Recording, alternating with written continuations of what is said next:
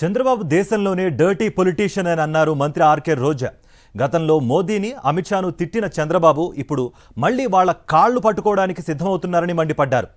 అవకాశవాద రాజకీయాల్లో చంద్రబాబు ఆరితేరారు అని అంటున్న రోజాతో మా ప్రతినిధి సతీష్ ఫేస్ టు ఫేస్.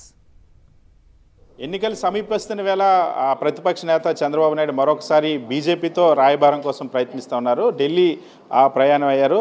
బీజేపీతో పొత్తు కోసం ప్రయత్నాలు చేస్తారని ఒక ఎల్లో మీడియా ప్రచారం చేస్తుంది. మనతో పాటు మంత్రి ఆర్కే రోజా ఉన్నారు. మళ్ళీ చంద్రబాబు నాయుడు మళ్ళీ బీజేపీతో కలిసే ప్రయత్నం చేస్తున్నారంట. అమిత్ షాతో భేటీ అవ్వడానికి ఢిల్లీ వెళ్ళినటువంటి పరిస్థితుంది. గతంలో ఎన్నికల ముందు బీజేపీతో విడిపోయినటువంటి చంద్రబాబు మళ్ళీ ఇప్పుడు బీజేపీతో కలిసేటువంటి ప్రయత్నం చేస్తున్నారు. దాన్ని ఎలా చూస్తారు?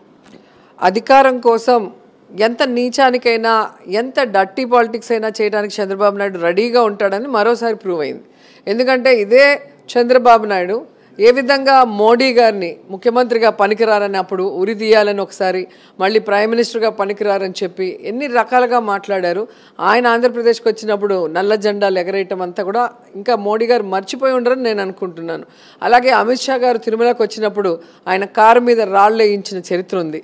అలాగే బీజేపీతో చక్కగా ప్రయాణించి వాళ్ళ సొంత లాభాలు చేసుకొని ఆ తర్వాత కాంగ్రెస్తో జతగట్టి ఏ విధంగా బీజేపీని మళ్ళీ దిగజారుడు రాజకీయాలు చేసి వాళ్ళని మాట్లాడారో మనం చూసాం. మళ్ళీ ఈరోజు కాంగ్రెస్ని వదిలి మళ్ళీ బీజేపీ దగ్గరికి పరిగెత్తుకుంటూ వెళ్ళాడు అంటే ఏ ఎండక ఆ గొడుగు పట్టే రకం చంద్రబాబు నాయుడు. తన పవర్ కోసం, తన సీఎం చైర్లో కూర్చోవటం కోసం ఎంత నీతిమాలిన పనైనా చేయడానికి, ఎవరితో పొత్తు పెట్టుకోవడానికైనా రెడీగా ఉన్నాడనేది మరోసారి అర్థమైంది. సో మోడీ గారు తెలుసుకోవాలి, తన తల్లిని తన భార్యని తిట్టి తనని ముఖ్యంగా ప్రైమ్ మినిస్టర్ అన్న గౌరవం కూడా లేకుండా తిట్టిన చంద్రబాబు నాయుడిని దూరంగా పెడితే అందరికీ మంచిది. ఇప్పుడు ఎన్నికలు వస్తున్న నేపథ్యంలో గతంలో జైలుకి వెళ్ళినప్పుడు ఒకసారి నారా లోకేష్ కలిశారు. మళ్ళీ ఇప్పుడు చంద్రబాబు నాయుడు కలుస్తున్నటువంటి పరిస్థితుంది. అప్పుడు ఎందుకు కలిసినారు అనుకుంటారు? ఆ తర్వాత బెయిల్ వచ్చింది. మళ్ళీ ఇప్పుడు కలిసేటువంటి ప్రయత్నం చేయడానికి ఎలా చూస్తారు?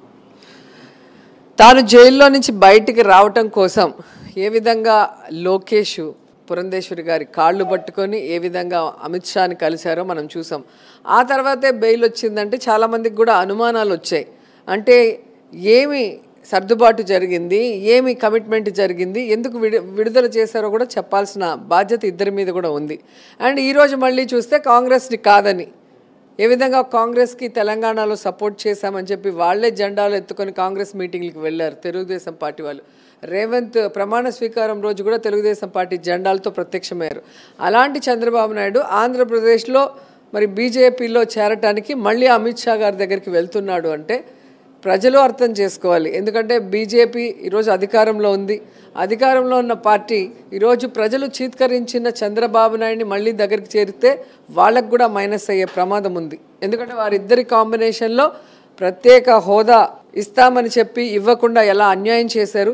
అలాగే రాష్ట్రం విడిపోయినప్పుడు ఈ రాష్ట్రానికి రావాల్సిన అన్ని బెనిఫిట్స్ రాకుండా ఉన్నా కూడా ఏ రోజు దాని మీద ఎటువంటి మీటింగ్ పెట్టి దాన్ని ఇచ్చే విధంగా మరి బీజేపీ కానీ తెలుగుదేశం పార్టీ కూడా చేయలేదు అనేది అందరూ కూడా గమనించారు. మరి ఈరోజు మళ్ళీ కలిస్తే ఖచ్చితంగా ప్రజలు వీళ్ళని చీత్కరించుకుంటారు. తన రాజకీయ స్వార్థం కోసం, అవసరాల కోసం బీజేపీని ఒకసారి తిట్టి మరొకసారి పొగిడి, ప్రధానమంత్రి మోడీని ఒకసారి తిట్టి మరొకసారి పొగిడి పదే పదే అవకాశవాద రాజకీయాలు, డర్టీ పాలిటిక్స్ చేయడంలో చంద్రబాబును మించిన వాళ్ళు ఎవరు కూడా ఈ రాష్ట్రంలో లేరు. బీజేపీ కానీ తెలుగుదేశం పార్టీతో కలిస్తే అది బీజేపీకే నష్టమని మంత్రి రోజా చెప్తున్నారు. వీడియో జర్నలిస్ట్ శివతో సతీష్, సాక్షి టీవీ, సచివాలయం.